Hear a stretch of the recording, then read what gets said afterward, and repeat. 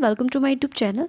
तो आज हम देखेंगे विकास और वृद्धि में डिफरेंस क्या होता है। ये क्वेश्चन जो है आपका एनटीटी और आपका जो डीईसीई प्रोग्राम कर रहे हो इग्नू से, तो उसके लिए काफ़ी इंपॉर्टेंट क्वेश्चन है क्योंकि एग्ज़ाम दिसंबर में होने को है और सभी प्रिपरेशन कर रहे होंगे बच्चे।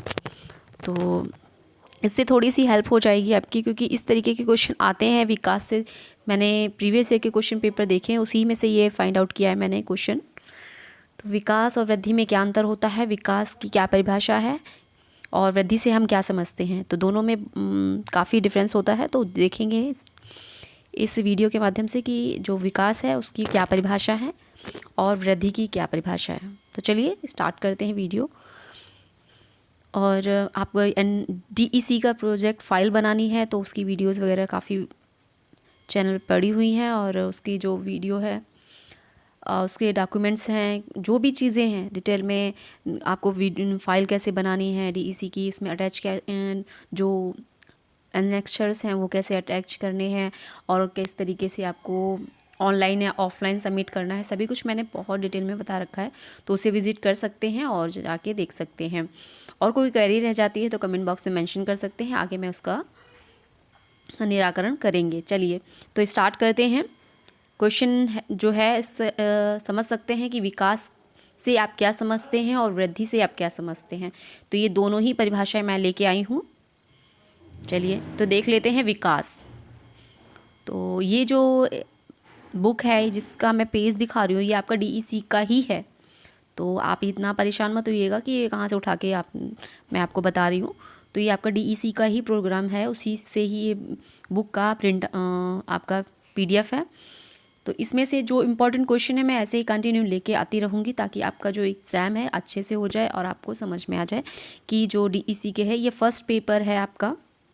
बता दूं मैं, ये जो आपका डीईसी है, डीईसीई जो पेपर फर्स्ट है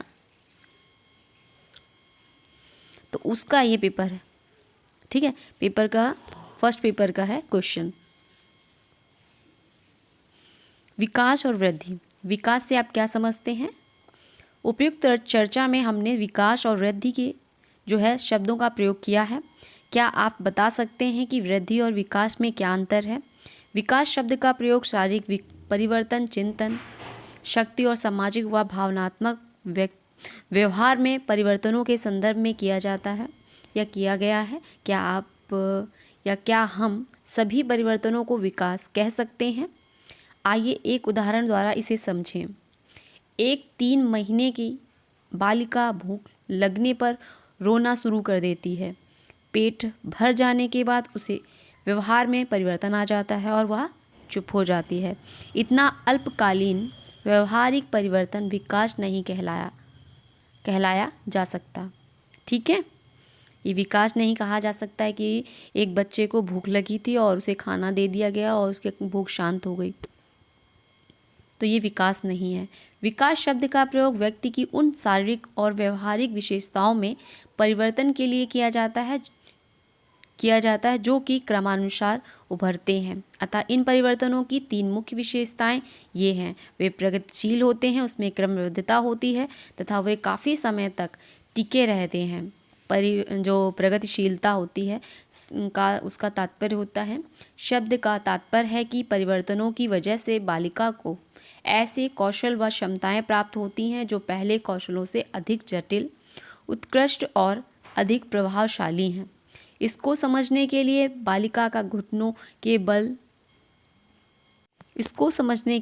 बालिका के जैसे घुटनों के बल चलने से पैरों पर चलने तक और बबलाने से बोलने तक के विकास पर विचार कीजिए। ठीक से चलने के लिए पैर रखें।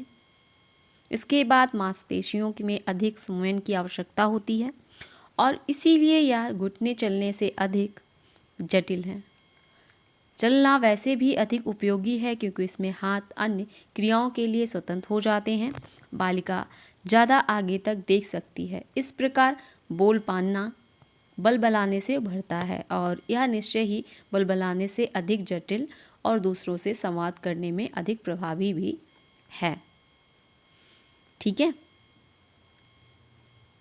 तो ये जो डेफिनेशन है विकास, विकास की जो सिंपल लैंग्वेज में बताएं तो विकास जो है एक व्यवहारिक या शारीरिक, जब बच्चा छोटा होता है तो उसके शरीर में जो विकास होता है, उसके हाथ पैर, जैसे कि चलने का एग्जाम्पल देख लीजिए, तो पहले बच्चा घुटनों के बल चलता है, फिर पैर से, फिर धीरे धीरे धीरे धीरे चलना सीख जाता है, तो ये विकास होता है। ठीक है, विकास होता है। इसी प्रकार ये बोलना, पहले बलबलाता है, फिर धीरे धीरे धीरे धीरे बोलना सीखता है, तो ये विकास के अंतर्गत आता है।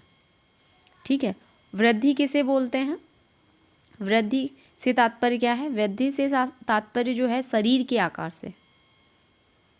अब विकास, यहाँ पे भी देखिए शरीर और बोलने की बात हुई है, लेकिन इसमें विकास में और वृद्धि में क्या अंतर है? पहले हम वृद्धि की परिभाषा अर्थ समझ लेते हैं, उसके बाद वृद्धि जो है शरीर के आकार में वृद्धि होती है। वजन, लंबाई, आंतरिक अंगों के आकार का बढ़ना ही वृद्धि कहलाता है या वृद्धि कहते हैं। तात्पर्य यह है कि मात्रात्मक परिवर्तन अर्थात वह परिवर्तन जिसमें मात्रा, जो मापन की जो मात्रा है या मापन किया जा सकता है, वो वृद्धि कहलाती है।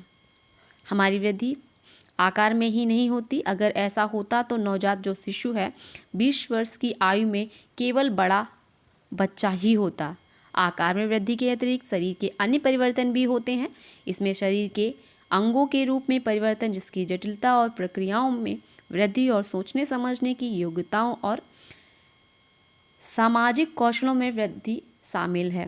दूसरे शब्दों में हमारे मात्रा जैसे वृद्धि ही नहीं होती बल्कि विकास भी होता है। देखिए यहाँ पे दिया हुआ है, वृद्धि ही नहीं होती विकास भी होता है। इस प्रकार विकास से अभिप्राय, वृद्धि को समझ लिए, अब विकास से अभिप्राय क्या होता है? विकास से अभिप्राय होता है मात्रात्मक परिवर्तन के साथ साथ गुणात्मक परिवर्तन। इसमें केवल संरचना संबंधी परिवर्तन ही नहीं बल्कि प्रकारात्मक परिवर्तन भी शामिल होते हैं।